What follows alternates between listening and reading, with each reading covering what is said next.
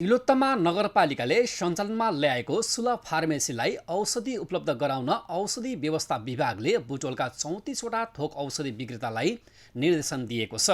करिब 2 महिनादेखि सुलभ फार्मेसीलाई औषधि बिक्री गर्न रोक्दै आएका व्यवसायीलाई विभागले यस्तो निर्देशन दिएपछि नगरपालिका र औषधि व्यवसायी बीचको विवाद फेरि सतहमा आएको छ। आखिर विवाद के हो?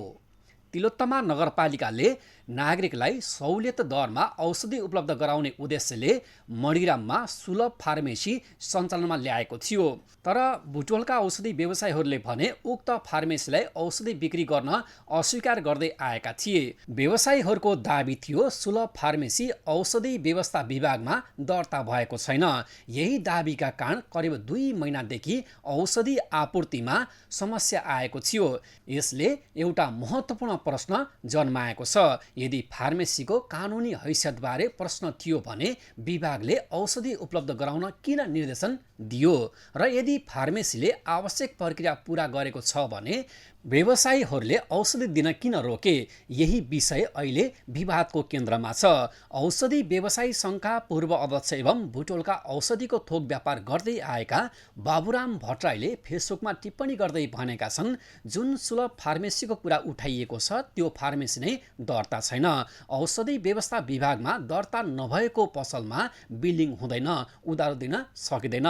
तर तिलोत्तमा नगरपालिकाले भने सो फार्मेसीले दुवै कानुनी प्रक्रिया पूरा गरेको बताएको छ।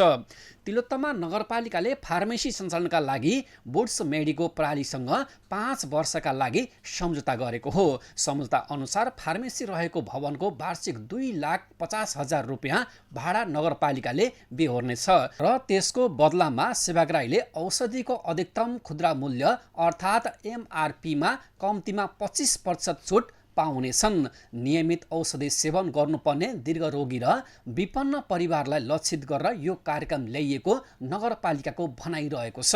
विशेष गरी लामो समयसम्म औषधि खान पर्ने बिरामीका लागि 25% छुटले मासिक औषधि खर्चमा उल्लेख्य बचत हुन सक्दछ।